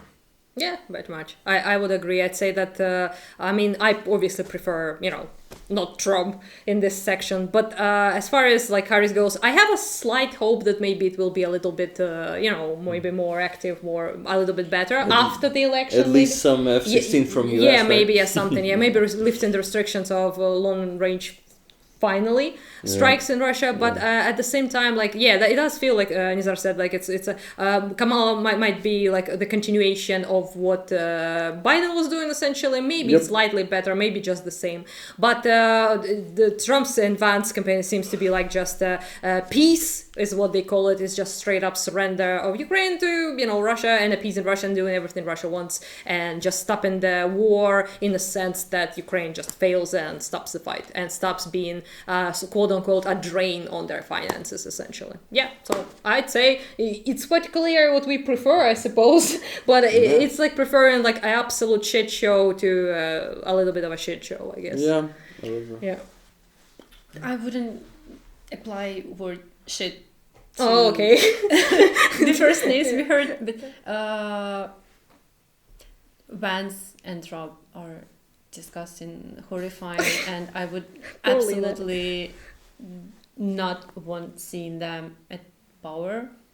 The interview with Harris, as like guys said, I would like to see more bravery, more willingness to help Ukraine win this war, but I do have some hope that it will appear after election if she wins. Me too, actually. I just don't want to be like fully doomer. I think the difference is huge between the total shit show and a slight shit show. I did say this, but the difference is humongous between those two. So I would say, like, obviously, I would prefer, I super duper dread Trump winning for the world in general, but for Ukraine in particular. So Same, guys. I agree with you. I agree that Trump and Vance is a total shit show, and the world is gonna fall in doom after that. Yeah. If they follow their agenda and their attitude, and they really will force Ukraine to give our territories. Not like we will start doing that, but we will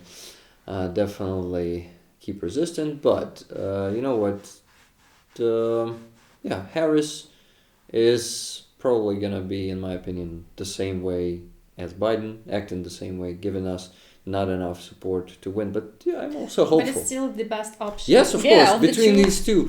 And I also am hopeful that she will finally lift the restriction, give decisions like speed up the support, because those promised, it was like 3 months ago, they promised us 4 more Patriot systems. We did not receive a single one of them. And it was not mentioned like they will produce them. No, from the storages in US, why the fuck are they still not here? Your logistic is so famous, right? Your military logistics is so famous in the world.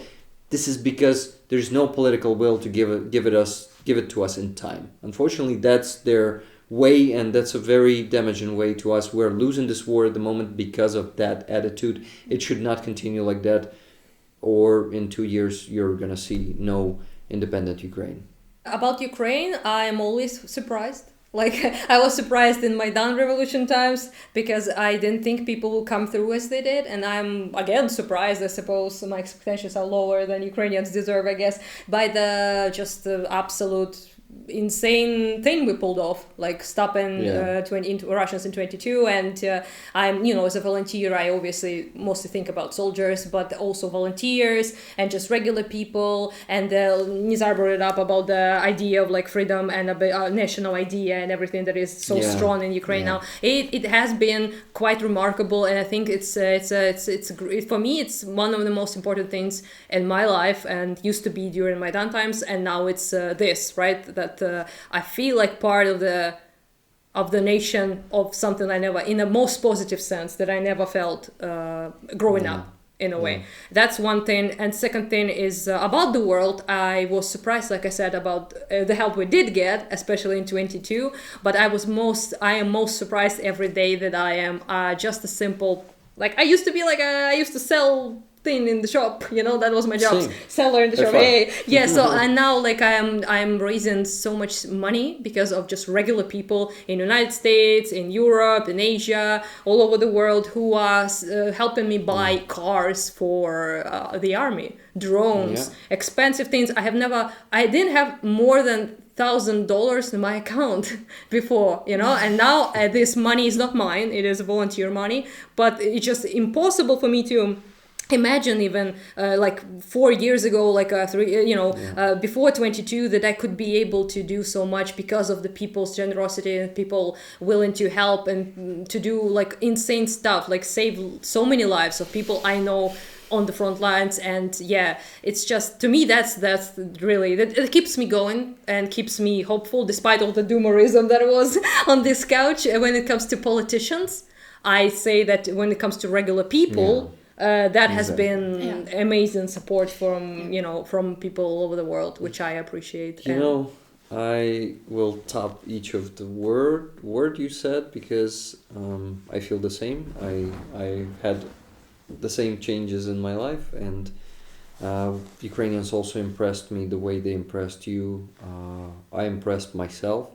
I did not know that I could be someone who can actually change something, to make some change, and to actually make the difference, make the difference and give some support. And second thing that impressed me, that good people from all over the world, their care and their opposite to indifference. I don't know the word in English, guys. Opposition? No, opposite to indifference. What's the word that is opposite? Involvement. They're caring. Involvement. They're caring. Yes.